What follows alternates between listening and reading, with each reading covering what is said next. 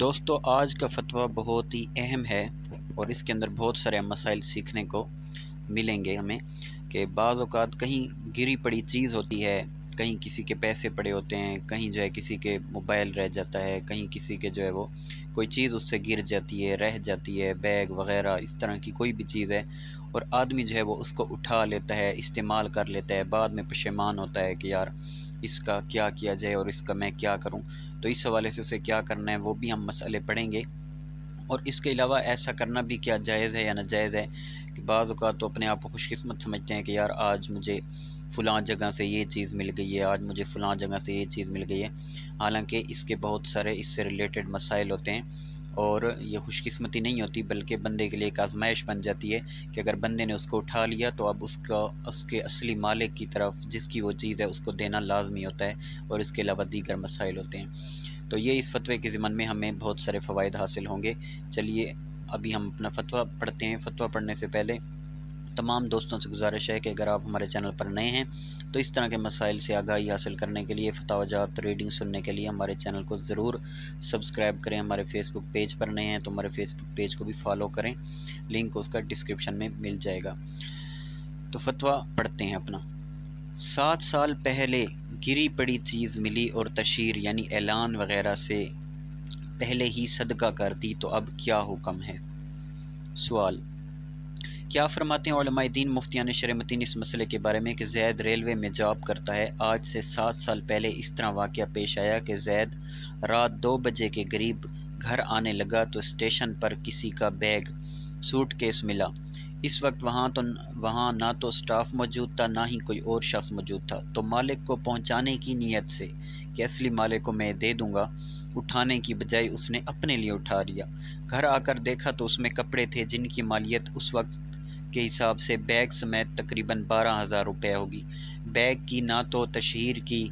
اور نہ ہی مالک کو تلاش کیا، اور چند دن بعد سارا سامان بغیر تشہیر کیے فقراء میں، غریبوں میں تقسیم کر دیا۔ اب چونکہ مالک کا ملنا ایک طرح سے ناممکن ہے، لہٰذا اب اس کے لیے کیا حکم ہے؟ تشہیر کی جائے اور اس کے بعد اس سامان کے برابر مالیت دوبارہ صدقہ کی جائے یا کیا کیا جائے؟ جواب: سوال میں بیان کردہ صورت کے مطابق زید پر لازم ہے کہ وہ توبہ کرے، کیونکہ ایک تو اس نے لقطہ یعنی گرا پڑا مال، اس کو لقطہ کہا جاتا ہے، تو ایک تو اس نے لقطہ گرا پڑا مال اپنے لیے اٹھایا اور یہ شرعاً جائز نہ تھا، اور دوسرا یہ کہ اس نے مالک کو تلاش کرنے کی کوشش نہ کی، حالانکہ اس صورت میں یہ اس کی شرعاً ذمہ داری تھی کہ وہ ہر ممکن کوشش کر کے مالک تک چیز پہنچاتا۔ بہرحال چونکہ اب اتنے عرصے یعنی 7 سال بعد مالک کے ملنے کی امید نہیں، اس لیے اب تشہیر و اعلان کا حکم نہیں۔ یوں ہی جب زید وہ بیگ صدقہ کر چکا تو اب مزید کوئی مال صدقہ کرنے کا حکم بھی نہیں۔ البتہ زید کو چاہیے کہ وہ یہ نیت رکھے کہ اگر کبھی بھی بیگ کا مالک ملا اور وہ اس صدقہ پر راضی نہ ہوا تو میں اسے اس کا تاوان ادا کر کے یا معافی مانگ کر اسے راضی کروں گا۔ تفصیل کچھ یوں ہے کہ اگر پڑا مال مالک تک پہنچانے کی نیت سے اٹھانا تو جائز ہوتا ہے، لیکن اپنے لیے اٹھا لینا شرعاً گناہ ہوتا ہے اور یہ غصب کے حکم میں ہوتا ہے۔ پھر اگر کسی نے اپنے لیے مال اٹھا لیا ہو تو اب واپس وہاں رکھ دینے سے وہ بری نہیں ہوتا، بلکہ اس پر لازم ہو جاتا ہے کہ وہ چیز مالک تک پہنچائے، یعنی مالک کو تلاش کرنا اور اس تک چیز پہنچانے کی ہر ممکن کوشش کرنا اس کی ذمہ داری بن جاتی ہے۔ پھر مکمل کوشش کے بعد بھی جب مالک نہ ملے اور ملنے کی امید بھی نہ رہے تو اب اخروی نجات کی صورت شریعت نے یہ بیان کی ہے کہ وہ چیز اصل مالک کی طرف سے صدقہ کر دے۔ یہاں مالک کی طرف سے صدقہ کرنے کا یہ مطلب نہیں کہ صدقے کا ثواب فی الحال مالک کو مل جائے گا، بلکہ اس کا مطلب یہ ہے کہ یہ ثواب اللہ عز و جل کے پاس ذخیرہ ہو جائے گا، اور امید ہے کہ اللہ عز و جل کل قیامت والے دن اس ثواب کے بدلے اصل مالک کو راضی فرما دے گا۔ لہٰذا جب وہ ایسا کر دے گا اس شخص پر آخرت میں کوئی مطالبہ نہ ہوگا۔ البتہ اس کو یہ نیت رکھنی ہوگی کہ مالک اگر دنیا میں مل گیا اور صدقہ پر راضی نہ ہوا تو وہ اسے تاوان ادا کر کے راضی کرے گا۔ لقطہ اپنے لیے اٹھانے سے متعلق در مختار میں ہے ترجمہ، اور بدائع ثناء میں ہے کہ اگر گری پڑی چیز کو اپنے لیے اٹھایا تو حرام ہے کیونکہ یہ غصب کی طرح ہے۔ مزید اس سے متعلق رد المختار میں ہے ترجمہ، اگر اسے اپنے لیے اٹھایا تو اس کے تاوان سے بری نہیں ہوگا سوائے اس کے کہ اس کے مالک کو واپس کرے، جیسا کہ کافی میں ہے۔ در مختار میں ہے ترجمہ، کسی پر دوسروں کے قرضے اور ظلماً لیے ہوئے مال لازم ہیں لیکن ان کے مالکوں کا پتہ نہیں اور اسے مالکوں کے ملنے کی امید بھی نہیں رہی، تو اب اس پر اتنی مقدار میں اپنے مال میں سے صدقہ کرنا لازم ہے،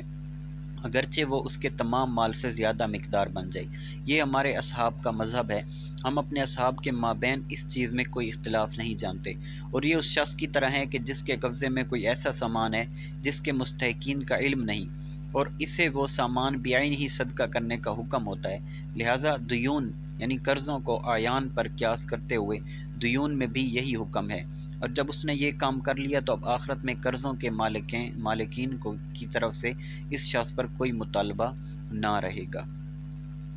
صدقہ کرنے کا حکم اسی وقت ہے جب اصل مالک کا یا اس کے ورثاء کا علم نہ ہو اور نہ ہی ان کے ملنے کی امید ہو، ورنہ اگر ان کا علم ہے یا ملنے کی امید ہے تو پھر صدقہ کرنے کی اجازت نہیں۔ چنانچہ تحتاوی علی الدر میں ہے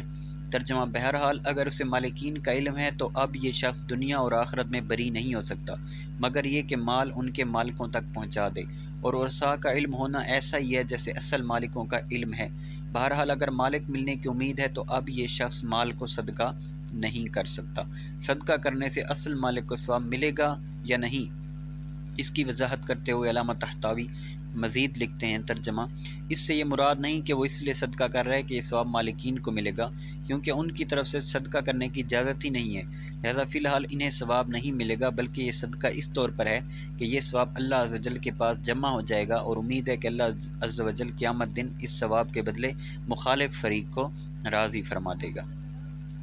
کسی کا مال اپنے ذمہ لازم ہو جائے تو مالک کو تلاش کر کے اس تک پہنچانا بھی شرعی ذمہ داری بن جاتی ہے۔ چنانچہ امام اہل سنت علیہ رحمہ سے سوال ہوا کہ ایک شخص نے گاڑی پر سفر کیا لیکن کرایہ نہ دیا اور گھر چلا گیا تو اب اسے کیا کرنا چاہیے؟ اس کے متعلق امام اہل سنت سید اعلیٰ حضرت امام محمد رضا خان علیہ رحمہ نے جواب دیا، اسٹیشن پر جانے والی گاڑیاں اگر کوئی معنی قوی نہ ہوں تو ہر گاڑی کے آمد و رفت پر ضرور آتی جاتی ہیں۔ اگر زید اسٹیشن پر تلاش کرتا ملنا آسان تھا، اب بھی خود یا بذریعہ کسی متدین دیندار معتمد کی تلاش کرائے، اگر ملے دے دیے جائیں، ورنہ جب یاس و نا امیدی ہو جائے اس کی طرف سے تصدق کر دے، اگر پھر کبھی وہ ملے اور اس تصدق پر راضی نہ ہو تو اسے اپنے پیسے پاس سے دے دے۔ یہاں ایک اشکال یہ ہے کہ جب زید نے مالک کی تلاش سے پہلے ہی مال صدقہ کر دیا تو اب کیا زید پر اس مال کا تاوان یا قیمت دوبارہ صدقہ کرنی ہوگی یا نہیں؟ کیونکہ جب اس نے مال صدقہ کیا اس وقت تو اسے صدقہ کرنے کی شرعاً اجازت ہی نہ تھی۔ تو اس کا جواب یہ ہے کہ اب زید پر مزید کوئی مال وغیرہ صدقہ کرنا لازم نہیں، کیونکہ اگرچہ اس وقت اسے صدقہ کرنے کی شرعاً اجازت نہ تھی، لیکن بہرحال مالک نہ ملنے کی صورت میں اس مال کا مصرف یہی تھا کہ صدقہ کر دیا جائے، یعنی کسی شریف فقیر کو دے دیا جائے۔ تو چونکہ زید پہلے ہی اس فعل پر عمل کر چکا اور مال کو اس کے مصرف تک پہنچا چکا، اس لیے اب مزید اس پر کچھ تاوان وغیرہ لازم نہیں۔ اوپر مذکور در مختار کی عبارت ساقط عنہ المطالبہ کے تحت علامہ تحتاوی لکھتے ہیں ترجمہ، یہ مطالبہ اس لیے ساقط ہوگا کہ گویا کہ واللہ تعالی عالم، کیونکہ یہ مال کے قائم مقام ہے کہ جس کا مال معلوم نہیں اور کسی مال کا مالک معلوم نہ ہو تو اس کا مصرف فقراء ہوتے ہیں، اور اللہ تعالیٰ اپنے بندے کی صدق نیت کو جانتا ہے کہ یہ بندہ اپنے اوپر آنے والا دین ادا کرنا چاہتا ہے اور اس نے مال فقیر کو دے کر اپنی نیت کی تائید بھی کی ہے، تو امید ہے اللہ تعالیٰ اس سے مواخذہ نہیں فرمائے گا۔ اس کی نظیر امام اہل سنت علیہ رحمہ کا ایک فتویٰ بھی ہے کہ ایک رنڈی نے توبہ کی اور اپنا حرام مال اپنی ماں بہن وغیرہ کو دے دیا اور کہا مجھے درکار نہیں، میں نے تمہیں چھوڑا، تو اس کے متعلق امام اہل سنت سوال ہوا، جس پر آپ نے اولا ثابت فرمایا کہ یہ مال غصب کے حکم میں ہے، اور اب چونکہ اصل مالکان کا علم نہیں اس لیے تصدق کا ہی حکم تھا، اور اس کی ماں بہن وغیرہ تصدق کا محل ہیں۔ پھر فرمایا پس اگر اس عورت نے وہ مال انہیں دے ڈالا تھا اور انہوں نے قبضہ کر لیا، جب تو ظاہر ہے کہ صدقہ اپنے محل کو پہنچ گیا، اس کی ماں بہنیں اس کی مالک ہو گئیں اور وہ مال ان کے لیے طیب ہو گیا، اور اگر دے ڈالنا نہ تھا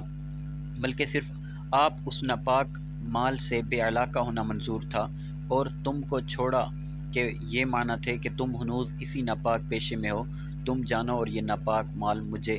اس سے تعلق نہیں، اس صورت میں بھی جب کہ انہوں نے قبضہ کر لیا تو ایک مال ضائع حق کے فقراء تھا جس پر فقراء کا قبضہ ہو گیا۔ واللہ اعلم عز و جل و رسول عالم صلی اللہ تعالی علیہ وآلہ وسلم۔